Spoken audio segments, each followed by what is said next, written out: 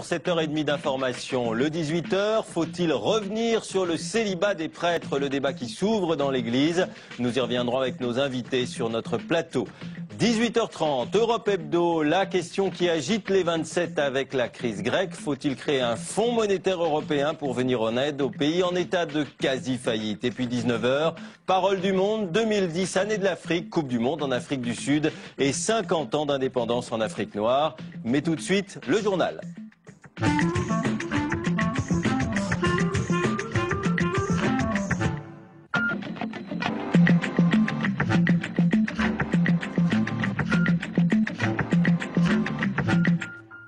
Avec les titres de cette édition, J-3 avant les régionales, ultime intervention du chef de l'État pour soutenir son camp. Interview au Figaro Magazine à paraître samedi. Nicolas Sarkozy annonce une pause dans les réformes en 2011.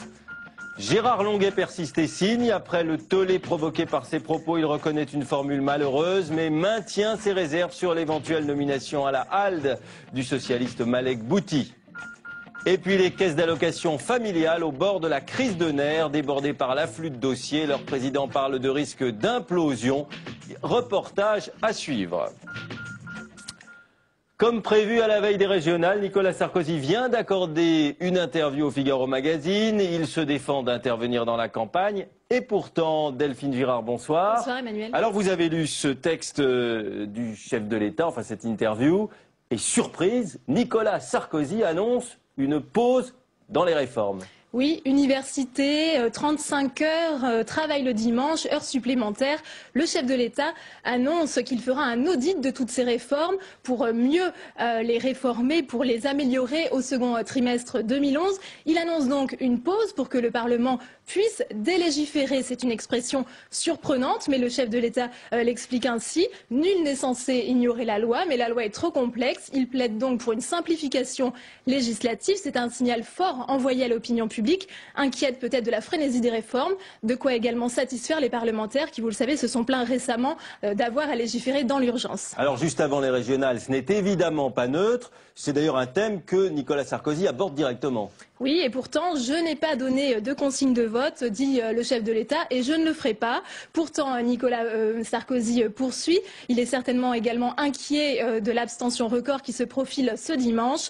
Mon devoir de chef de l'État, c'est de demander aux Français de voter pour choisir l'équipe qui dirigera leur région. Voter est un droit, mais c'est également un devoir civique. Alors une confirmation, pas de remaniement après les régionales, même si la droite ne s'en sort pas bien. Oui, ce sont ces termes. À scrutin régional, conséquence régionale.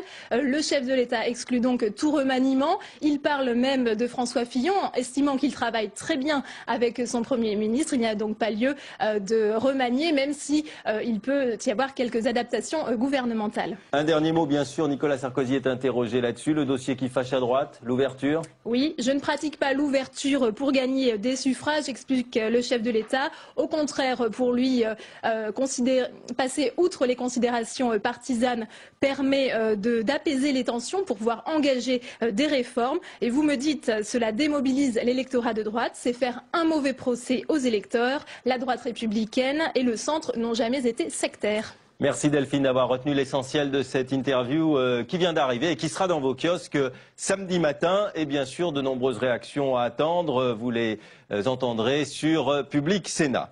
Alors les déclarations de Gérard Longuet sur le socialiste Malek Bouti continuent de faire des vagues, mais il a reçu un soutien de poids. C'était sur Public Sénat. Interrogé par Sonia Mabrouk, le commissaire à la diversité Yazid Sabeg a estimé que le président du groupe UMP au Sénat, Gérard Longuet donc, est tout sauf un raciste primaire. Au-delà d'une formule que Gérard Longuet juge lui-même malheureuse, il semble avoir dit tout haut ce que beaucoup à l'UMP pensent tout bas, ras-le-bol de l'ouverture. Paul Sansfourche. Une petite réaction sur les propos de Gérard Longuet. Oh, aucune réaction. C'est pas le sujet, là. Pour seule réponse, l'embarras du président du Sénat. Car à droite, les responsables ne se pressent pas pour soutenir Gérard Longuet. Hier soir sur notre antenne, Valérie Pécresse était la première au gouvernement à prendre ses distances. Je crois que Malek Bouti serait un très bon candidat à la présidence de la HALT. C'est quelqu'un qui s'est beaucoup investi dans la lutte contre le racisme. Moi, je connais bien Malek Bouti, que j'apprécie énormément. Il a le bon profil. Oui, moi je trouve qu'il a le bon profil, c'est pas le seul. Mais dans les rangs des parlementaires, c'est surtout la stratégie d'ouverture de Nicolas Sarkozy qui est visée. Après la nomination de Didier Migaud à la Cour des comptes et de Michel Charasse au Conseil constitutionnel, l'idée qu'un autre socialiste puisse être nommé à la tête d'une institution a du mal à passer. Je crois qu'il n'est pas indispensable de nommer à la présidence de la HALD un membre des instances du Parti socialiste. À gauche, en revanche, c'est l'indignation. Le président du groupe socialiste au Sénat, Jean-Pierre Bel, dénonce des propos qui stigmatiseraient les Français d'origine étrangère. Jean-Paul Huchon fait lui référence à un passé douloureux. Je crois que les propos de Gérard Longuet sont vraiment des propos presque hallucinants. Disons que ça rappelle quand même Vichy et le béret basque. Sans retirer ses propos, Gérard Longuet évoque une maladresse. Pour calmer le jeu, il invite Malek Bouti à présenter son projet pour la HALD devant le groupe sénatorial UMP. Dans l'actualité sociale, un cocktail explosif dans les caisses d'allocation familiale. Le président de la Caisse nationale tire le signal d'alarme dans un courrier au gouvernement. Les effectifs sont insuffisants pour traiter l'afflux des demandes de RSA qui s'ajoutent au traitement des allocations familiales. Reportage à Boulogne-Billancourt, Alexandra Collineau. Des files d'attente de plus de 4 heures, des centres d'appel qui ne répondent plus et des centaines de milliers de dossiers en attente de traitement. Les antennes de la caisse d'allocation familiale ne tiennent plus. Certaines sont même obligées de fermer le temps de gérer les dossiers en souffrance. Ce n'est pas simplement une ou deux, un nombre significatif de CAF y ont été contraints ou y sont contraints en ce moment. Devant cette situation d'urgence, la direction de la Caisse nationale d'allocation familiale a alerté le ministère du Travail dans un courrier adressé à Xavier Darcos le 26 février.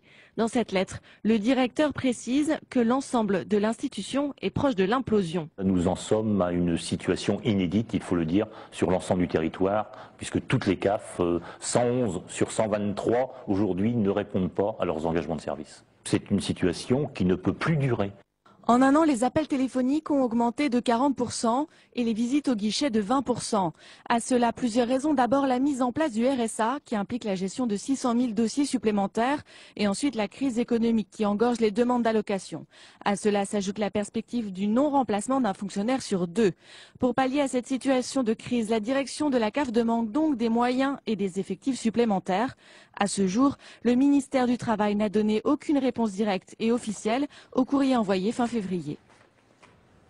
Et puis des médecins généralistes ont fermé leur cabinet. Aujourd'hui, ils s'estiment mal reconnus par rapport aux spécialistes et harcelés par la Sécu qui les pousse à réduire leurs dépenses. Des médecins qui réclament aussi une hausse de la consultation pour la passer de 22 à 23 €. Grève également dans les crèches et manifestations des personnels dans toute la France. Plusieurs milliers à Paris. Un projet de décret prévoit d'assouplir les règles pour augmenter le nombre d'enfants accueillis. Pas de bébé à la consigne, c'est le nom du collectif mobilisé contre ce projet. Reportage de Sandra Cerquera. Un adulte pour s'occuper de 8 enfants qui marchent, c'est aujourd'hui la règle en crèche. Un projet de décret prévoit d'augmenter de 20% la capacité d'accueil des établissements avec un encadrant pour 12 enfants, beaucoup trop pour les professionnels. Pour les enfants, on ne pourra plus faire d'activités, plus bien s'occuper d'eux, ça va être vraiment garder les enfants comme un peu des animaux, quoi, malheureusement. Un sentiment partagé par des parents qui se disent inquiets. Si vous avez 3 bébés à vous occuper à la place d'un, forcément, il y aura un déficit au niveau du relationnel, du temps passé, un biberon, voilà, s'il se donne en une demi-heure. S'il y a 4 enfants à la place de 3, la demi-heure, elle deviendra 10 minutes. Et voilà. Il n'y a pas assez de personnel, parce que là, on voit bien que de temps en temps, elles sont que 2 pour 15 enfants. Donc, je trouve que c'est pas beaucoup. Je pense que s'il y a un rajout d'enfants, c'est sûr que non, elles n'y arriveraient pas. Le problème de personnel, c'est l'autre raison de cette grogne. D'autant plus que le gouvernement veut recruter des employés moins qualifiés au détriment d'éducateurs spécialisés. Sans qualification, on n'est pas capable de s'occuper d'un groupe d'enfants tout simplement.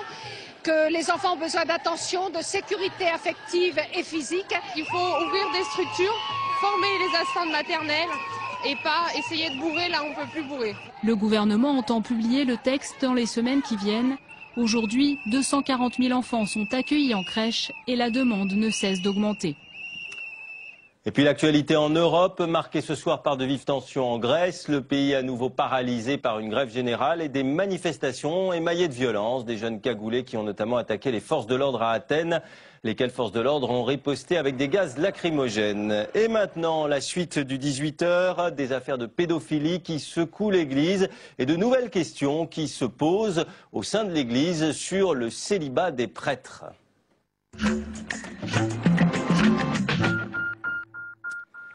La révélation de nouvelles affaires de pédophilie crée un choc dans l'Église. Du coup, la hiérarchie catholique s'interroge sur les causes de ces scandales. Alors avant d'en venir justement au débat, le point sur ces affaires qui secouent l'Église catholique et qui pourraient bousculer les règles au Vatican.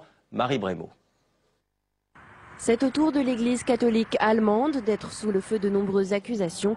Entre 1970 et 1980, des enfants auraient été abusés par des prêtres et professeurs dans des collèges et internats religieux. Le scandale éclabousse une nouvelle fois le Vatican qui promet de faire toute la lumière sur cette affaire. La gestion de cette nouvelle crise par Rome est attentivement observée car les affaires se suivent et s'accumulent. Il y a quelques mois, le gouvernement irlandais rendait publiques les conclusions d'une enquête sur le clergé.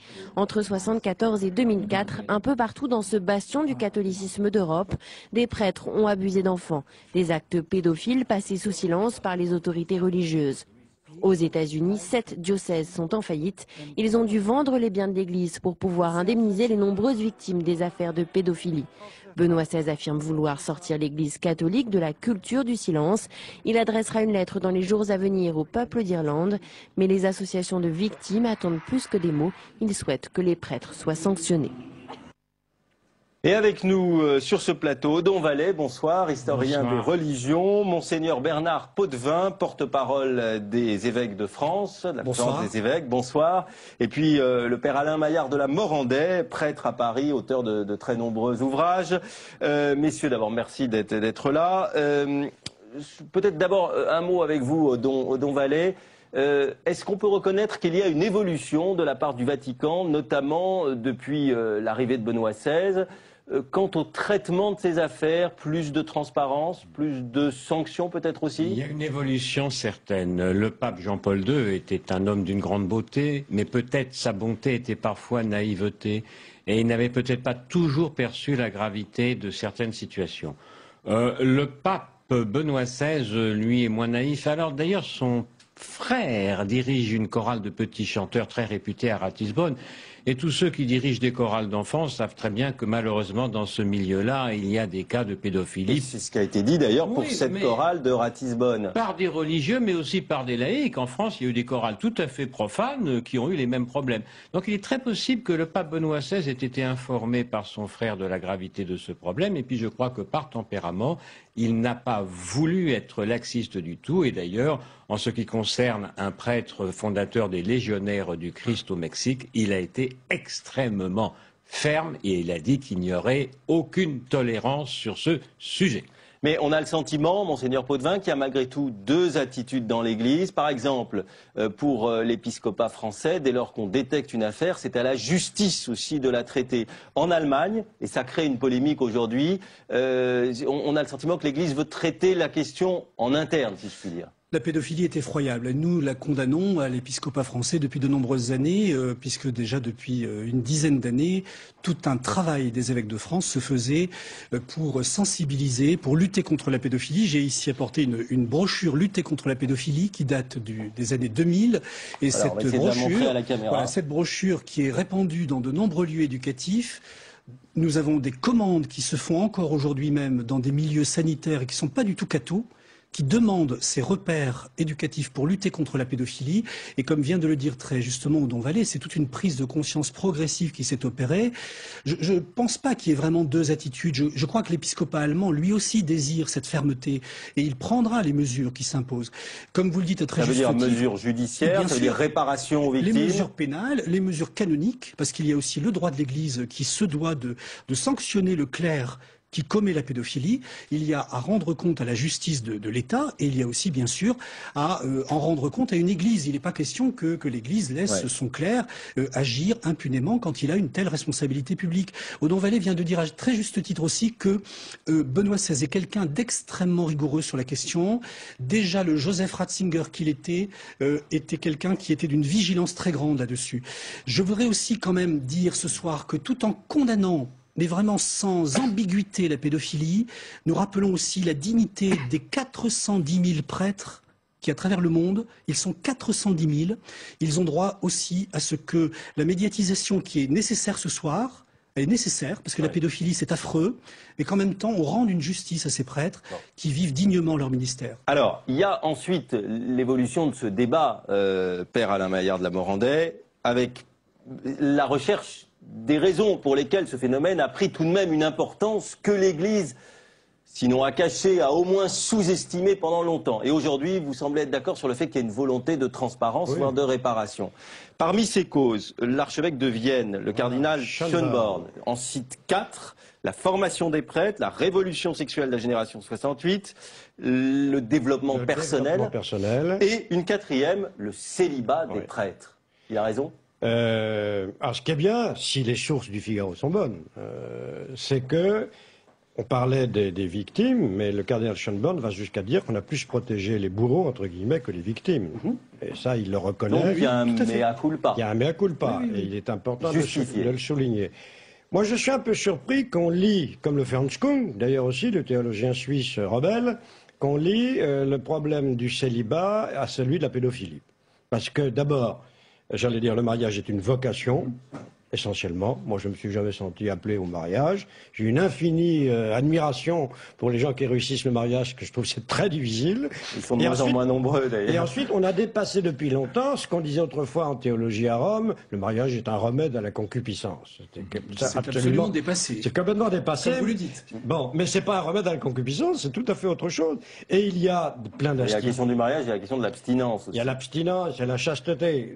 Odon Vallée le faisait remarquer, et il y a des chorales laïques, le milieu d'enfants, il y a des instituteurs, il y a des pères de famille mariés qui sont pédophiles. Bon.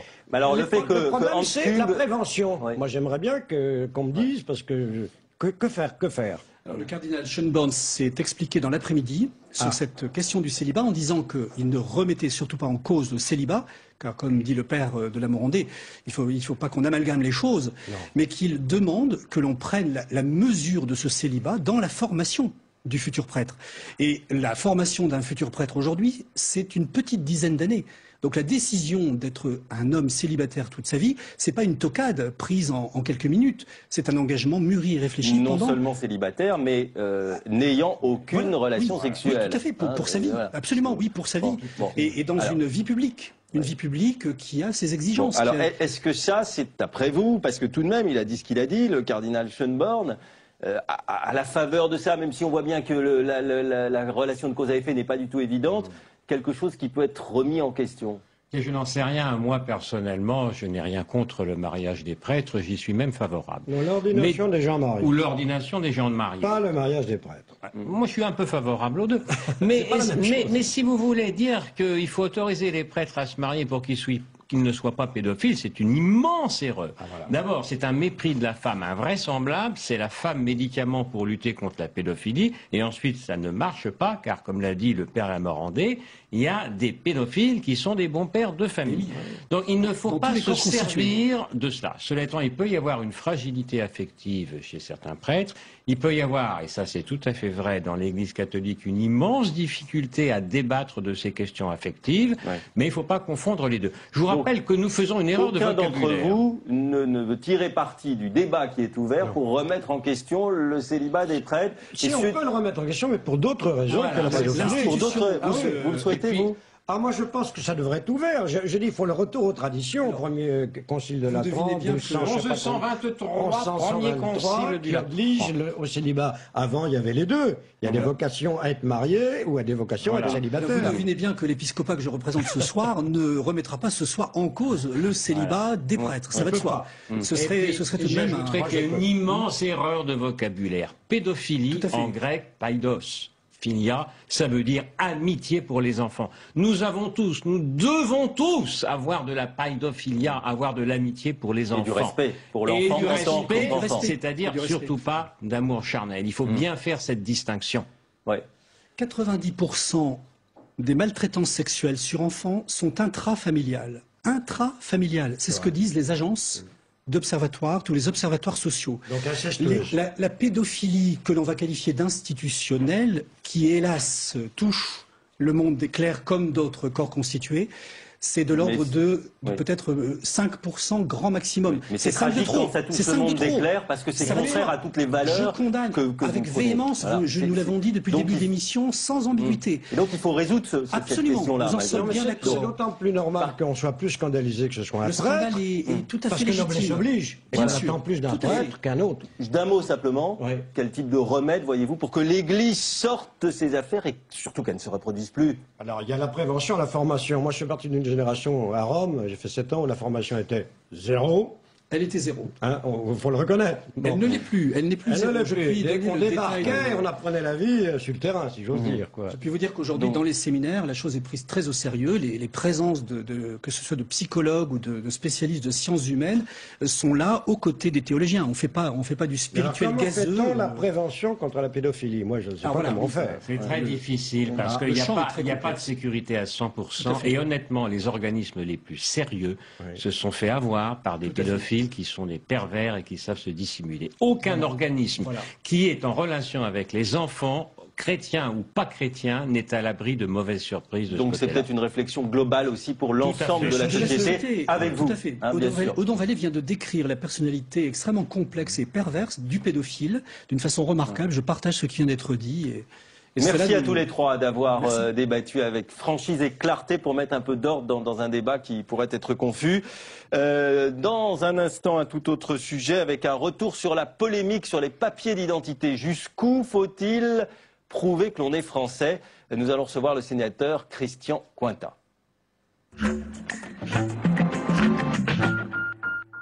Au début de ce mois, une circulaire de Brice-Hortefeux a demandé de simplifier les procédures pour renouveler les papiers d'identité. Des contrôles de nationalité très tatillons avaient ému associations pour les droits de l'homme et personnalités politiques. Alors où en est-on? Tam Tranui. Changement en profondeur dans les démarches pour renouveler ces papiers d'identité. Début mars, Brice-Hortefeux et Bernard Kouchner ont en effet adressé une circulaire aux préfets, consuls et ambassadeurs pour simplifier radicalement les procédures. Désormais, présenter une carte d'identité permet d'obtenir sans difficulté un passeport et vice-versa. La nationalité n'a pas à être vérifiée, le message est clair. Il faut dire que le texte du ministère de l'Intérieur venait répondre à de nombreuses critiques. Dernières en date, celle du médiateur de la République qui a dénoncé dans son dernier rapport l'excès de zèle de certaines administrations.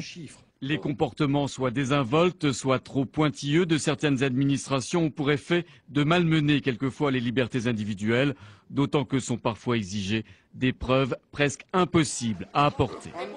En théorie, ce problème est désormais résolu. Pourtant, les associations de défense des droits de l'homme ne sont pas complètement rassurées. Il faut dire qu'en décembre 2009, un premier texte visant à simplifier les démarches n'avait pas eu les effets escomptés. Bonsoir Christian Cointat. Bonsoir. Vous êtes sénateur UMP des Français établis hors de France. Vous venez de déposer une proposition de loi sur ces questions de preuve de nationalité française. Alors, vous n'êtes pas satisfait de la situation actuelle malgré les assouplissements apportés par le gouvernement ? Je veux dire qu'il y a des pratiques un peu étonnantes dans notre pays. Nous avons le Code de la nationalité qui est l'un des plus ouverts au monde. Mais son application, elle est l'une des plus fermées du monde. Et donc, il y a de très très gros problèmes. Alors, le gouvernement vient de prendre des mesures, toutes récentes, d'ailleurs postérieures à la préparation de ma proposition de loi, donc j'en suis ravi, donnant par voie de circulaire des instructions très précises aux préfets, aux ambassadeurs, aux consuls, pour que la présentation d'une carte d'identité, par exemple, ou d'un passeport, fasse foi comme preuve de la nationalité française. On ne demande pas qu'on prouve la nationalité des parents, des grands-parents, enfin, ce qui est vécu comme vexatoire quand même pour un certain nombre de Français. Absolument. Alors on pourrait croire que je suis déjà satisfait, mais je suis prudent, je suis méfiant. Et donc, je souhaite que ma proposition de loi suive son cours. Qu'est-ce qu'elle apportera en plus? En fait, elle apporte la garantie de la loi. C'est-à-dire que quand c'est dans la loi, on ne peut pas l'ignorer. Alors qu'une circulaire, combien de circulaires restent, comme on dit dans l'administration, sous le coude gauche? Et elles n'atteignent jamais la main droite. Et c'est cela qui nous fait craindre qu'elle ne soit pas toujours suivie des faits. Car nous avons des exemples de personnes qui se trouvent dans une situation dramatique. Alors justement, par exemple, vous-même, vous suivez le sort des Français de l'étranger. Il y en a qui sont privés de papier, qui ne peuvent même pas revenir en France à ce moment-là. Ils ne peuvent même pas revenir en France ou ils ne peuvent plus repartir. Vous faites voler vos papiers et si on vous demande un certificat de nationalité, dans le meilleur des cas, il faut presque 24 mois pour l'obtenir quand vous êtes né à l'étranger. Je dis bien quand vous êtes né à l'étranger, donc vous êtes très embarrassé. Alors vous disiez que notre droit de nationalité est assez ouvert, ce qui peut surprendre, que son application est très rigide. Est-ce que tout de même, ça ne montre pas que Brice Hortefeux, voire ses prédécesseurs, ou en tout cas depuis 2007, on a laissé s'installer ou se développer un climat de suspicion sur ces questions qui expliquent ces problèmes? Écoutez, ce sont les questions d'immigration, il faut avoir le courage de le dire, qui sont à l'origine de cet état d'esprit. Les fonctionnaires français sont de très grande qualité, mais ils ont souvent ce que j'appelle le syndrome du parapluie. Dès qu'il y a une difficulté, un orage qui s'annonce, on ouvre le parapluie. Et l'orage, c'était surtout de laisser passer des non-français avec des papiers français. Moi, ce que je souhaite, c'est qu'on change d'orage. Et que s'ils embêtent, ennuient de vrais Français, là, ils aient des difficultés. Et ils ouvriront le parapluie dans l'autre sens. C'est le but de la loi, la proposition de loi que j'ai déposée. Vous pensez que le gouvernement va laisser cette proposition aller à son terme, alors qu'il pourrait dire, j'ai fait une circulaire, ça suffit? Oui, on va voir. Écoutez, moi, vous savez, je suis très pragmatique. On va voir. Si on a satisfaction à la circulaire qu'il n'y a plus aucun problème, très bien, moi je serais content. Ce qui m'intéresse, c'est le résultat. Mais je crois qu'il faut quand même être toujours vigilant. Allez, un dernier mot. Nicolas Sarkozy, son interview au Figaro Magazine. Avec cette surprise, il va y avoir une pause dans les réformes à partir de la mi-2011. Lui qui a mené les réformes au pas de charge depuis qu'il a été élu. Une bonne nouvelle? C'est une excellente nouvelle. Je sais pourquoi. Moi, je soutiens bien sûr l'action de Nicolas Sarkozy, qui a raison de proposer ces réformes. Mais des réformes, pour réussir, il faut quand même qu'on ait un peu le temps de souffler, qu'on réfléchisse. Alors évidemment, lui, il a une vitalité extraordinaire, et il voudrait qu'on ait tous la même vitalité. Mais il dit même que le gouvernement, que le Parlement pourrait parfois délégiférer, je crois que c'est un mot qui est employé, s'il y a des choses dont on s'aperçoit que ça ne marche pas. C'est nouveau, mais pourquoi pas? C'est-à-dire délégiférer, c'est-à-dire légiférer d'une manière différente. Mais je crois que c'est une très bonne chose qu'on se donne un peu de temps. Il y avait une phrase de François Mitterrand, donner du temps au temps, qui est certainement celle que je retiens comme positive de son mandat, donner du temps au temps. C'est ce qu'il faut faire. Alors oui pour les réformes, mais il faut les réussir. Et pour les réussir, il faut écouter, travailler, réfléchir et avancer au pas où nos concitoyens peuvent suivre. Alors cette avalanche de réformes, elle a pu désarçonner les Français. Est-ce que vous pensez qu'à 3 jours des régionales, cette annonce de Nicolas Sarkozy peut retourner une tendance qui s'annonce assez défavorable pour l'UMP? On verra. Les régionales, ce sont des affaires régionales. Le président l'a bien dit.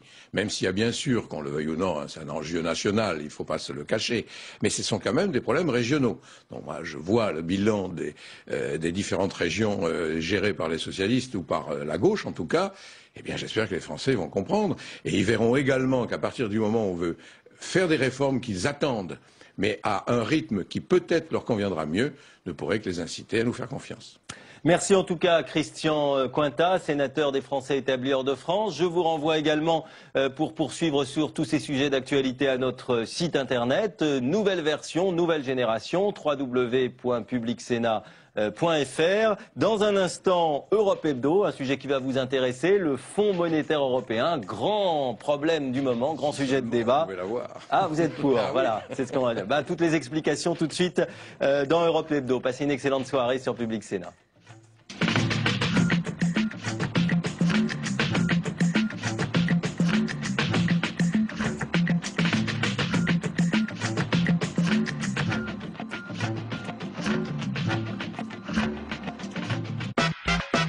Publicsénat.fr